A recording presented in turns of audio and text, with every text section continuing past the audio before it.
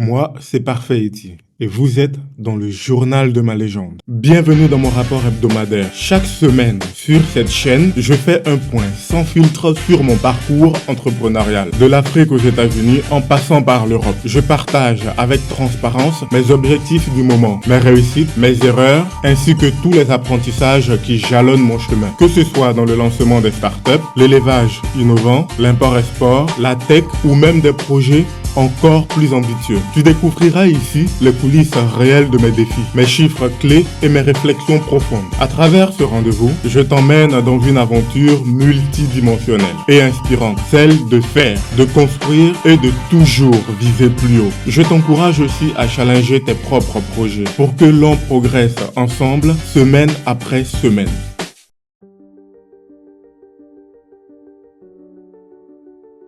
Cette semaine, franchement, tout s'est joué sur la vitesse. J'ai vendu quasiment tout mon stock, il me reste à peine 200 cartons. Et si je crois les accords que j'ai avec certains prospects, ça devrait partir en début de semaine prochaine. Petit clin d'œil à mon activité d'e-book, j'ai fait quelques ventes, rien de fou, mais je rappelle que je suis dans le programme KDP, donc c'est principalement en fait de la location.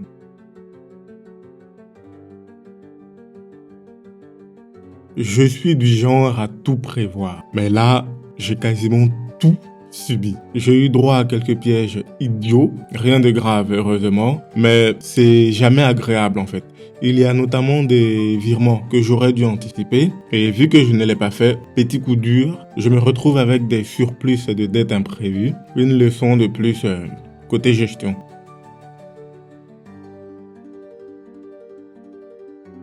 Ma priorité pour la semaine qui va commencer, c'est de terminer en fait le pivotement de la structure d'import-export, de concrétiser le contrat avec l'acheteur et de mettre en place mon partenariat, mon contrat avec les captureurs de poulpe. Je veux vraiment que la stratégie soit carrée avant qu'un nouveau stock arrive.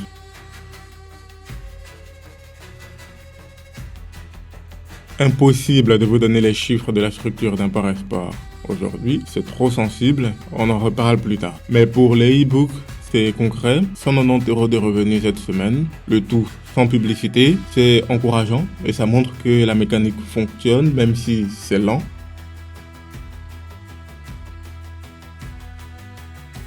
Du côté des e-books, la tendance est claire, tout le monde loue, personne n'achète, normal avec le programme KDP Kindle. Pour les produits d'import-export, je découvre chaque semaine que la réactivité et l'écoute sont décisives.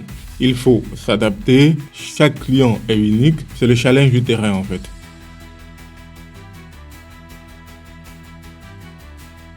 Mon vrai impact, je dirais que c'est de rester commercial dans l'âme, concentré sur la satisfaction de chaque client. Je fais vraiment tout mon possible pour que chacun reparte avec le bon produit et ça paye en fait sur la durée.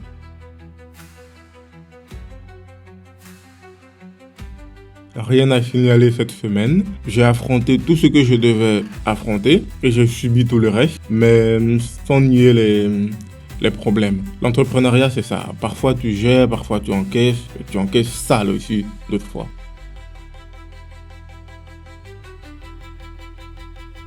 Aucune décision n'a été repoussée cette semaine. J'avance, j'assume, même si ça pique.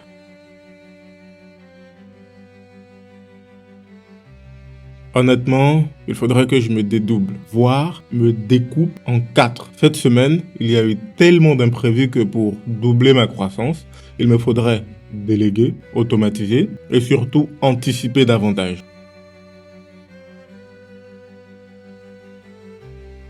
Dans mon rêve plus ambitieux, je dirais que j'ai lancé toutes mes activités de niveau 1. Je travaille avec des prestataires qui me libèrent en fait des tâches chronophages. Chaque semaine, je reçois des comptes rendus de mes prestataires et aussi les équipes internes. Je peux piloter, ajuster et prendre du recul. Pour terminer, je dirais que cette semaine, j'ai confirmé en fait qu'il faille que je mette en place un tableau de bord simple pour suivre le cash, les ventes, les dettes, préparer un rétro-planning précis pour chaque contrat clé, commencer très vite à déléguer ce que je ne veux pas ou ne veux plus gérer moi-même. Et pour les e-books, je dirais analyser mes meilleures catégories pour booster en fait la machine. J'avance avec résilience, Je tire des leçons pour chaque imprévu et je compte bien passer en fait le cap de la transition pour enclencher la croissance. J'ai à peu près 60 activités à lancer. Il y a 3 niveaux, niveau 1, 2 et 3.